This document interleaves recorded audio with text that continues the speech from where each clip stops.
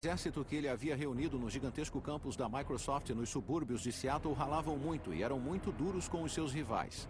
A ascensão da empresa havia deixado um rastro de corpos atrás de si. Havia o Lotus, havia o World Perfect, havia o Borland, havia o Novell, até mesmo a poderosa IBM, todos deixados de joelhos. Gates agora era um dos homens mais ricos e influentes na face da Terra, e ele sabia disso. Certa noite, em um jantar, ele e alguns amigos discutiam a eleição de Bill Clinton à presidência, e Bill Gates soltou essa: "Eu tenho tanto poder quanto o presidente tem." A mulher dele o chutou embaixo da mesa ao ouvir isso, mas a verdade é que ele podia ter razão. Para muitos, o poder de Gates era sedutor, irresistível.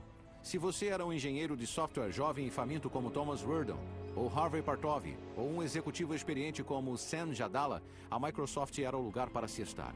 Um lugar onde não importava se você era bonito ou atlético.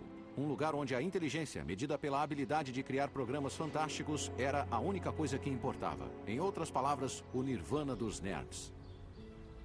No início dos anos 90, o campus da Microsoft abrigava uma cultura muito dinâmica. Havia muitas das pessoas mais inteligentes em ciência da computação de todas as idades.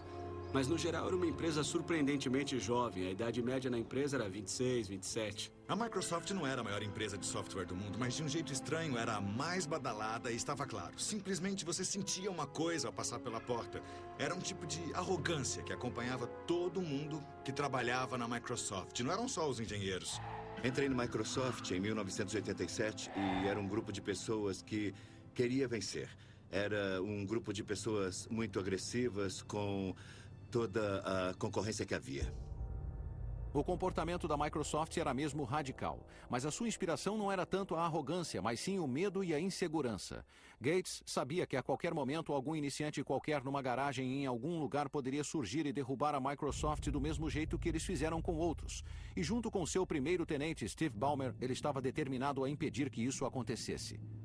Diferentemente de Gates, que havia largado a faculdade, Ballmer tinha se formado em administração. Enquanto Gates era o superego da Microsoft, magricela e cerebral, Ballmer era o Ed feroz, corpulento e emotivo. Não era nada comparado ao próprio Gates, o mais inteligente de todas as pessoas inteligentes da Microsoft. Um crânio que não aceitava bem nenhum revés, se é que ele sofria algum. Isso é ridículo. Mas eu não isso vou é usar necessário. essa coisa. Não. Alguém está confuso. Alguém não está pensando. Quer dizer, nunca mesmo. Vocês nunca entenderam o princípio da coisa. Todas as vezes que me encontrei com Gates, houve apenas um elemento consistente. O momento em que ele dizia que alguma coisa que eu disse tinha sido a coisa mais estúpida que ele já tinha ouvido. E eu nem trabalhava pro cara. Mas Thomas Werdon, sim. E ele se lembra de seu primeiro encontro com Gates como uma das experiências mais irritantes de sua vida. Ele não é conhecido por distribuir elogios. Ele só dizia, tipo... É bom, tá bom. Provavelmente vamos ter que fazer mais do que isso. E esse era o máximo de feedback que a gente recebia. E não era desinteresse por parte dele. Eu acho que o que aprendi na época é que não ser detonado por ele já era uma grande vitória.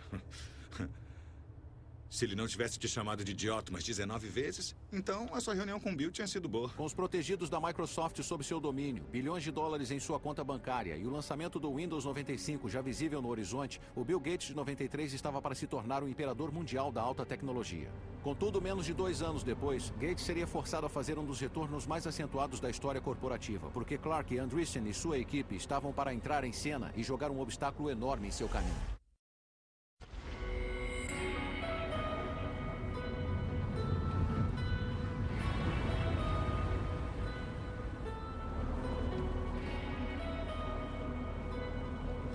Algumas partes do mundo sempre foram ímãs para certos tipos de pessoas. Los Angeles atrai atores, Las Vegas atrai jogadores e Paris atrai artistas. Esta faixa de 50 quilômetros entre São Francisco e San José sempre foi um ímã para, digamos, aqueles com inclinação para a tecnologia.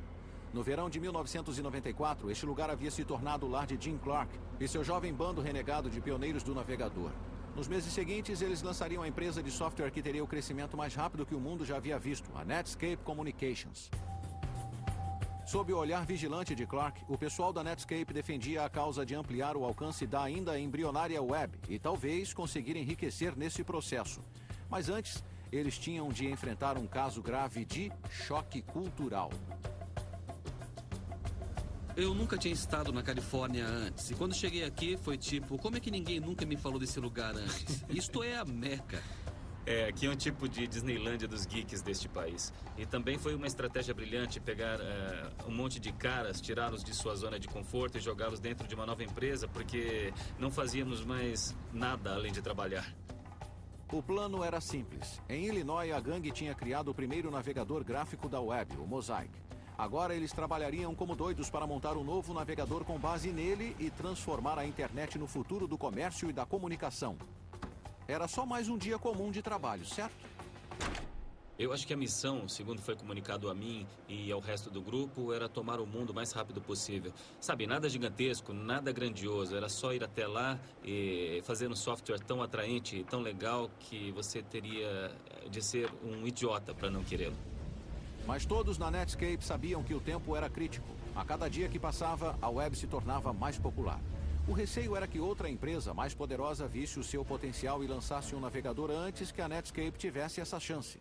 Trabalhava em ciclos de 36 horas, então eu trabalhava umas 24 horas e dormia umas 12 horas. E praticamente só comia balas e tomava só da limonada.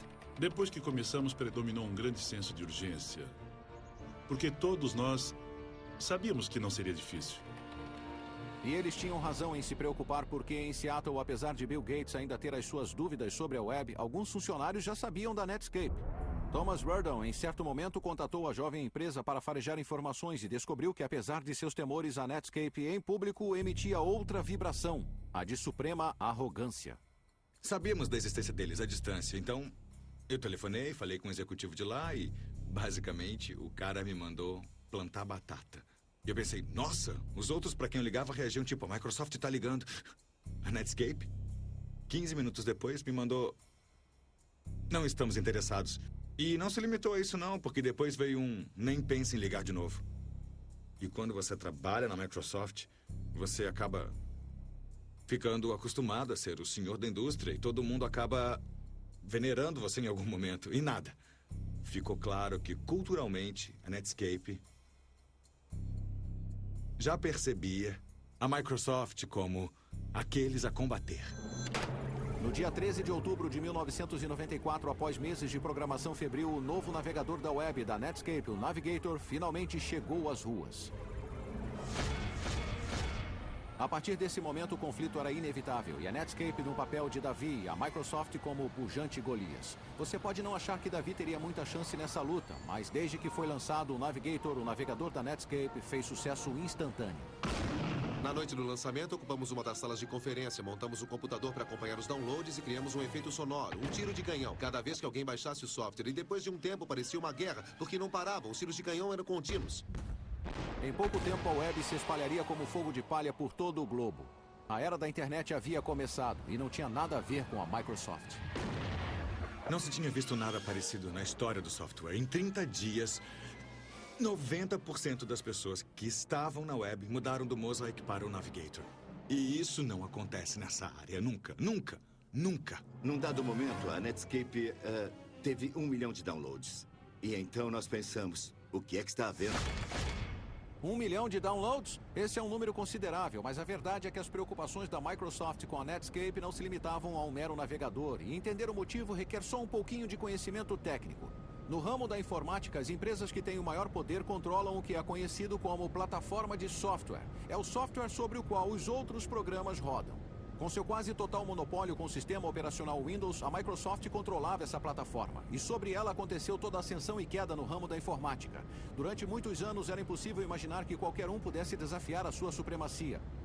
Mas então os muitos rivais de Bill Gates no Vale do Silício começaram a imaginar um futuro diferente, no qual o navegador poderia ser uma plataforma alternativa, onde você poderia satisfazer todas as suas necessidades online, e assim nivelando a concorrência na indústria e transformando o Windows, o software mais rentável na história do homem, totalmente irrelevante.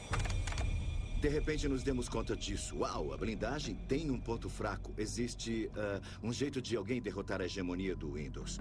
E existem outros programas que podem se popularizar.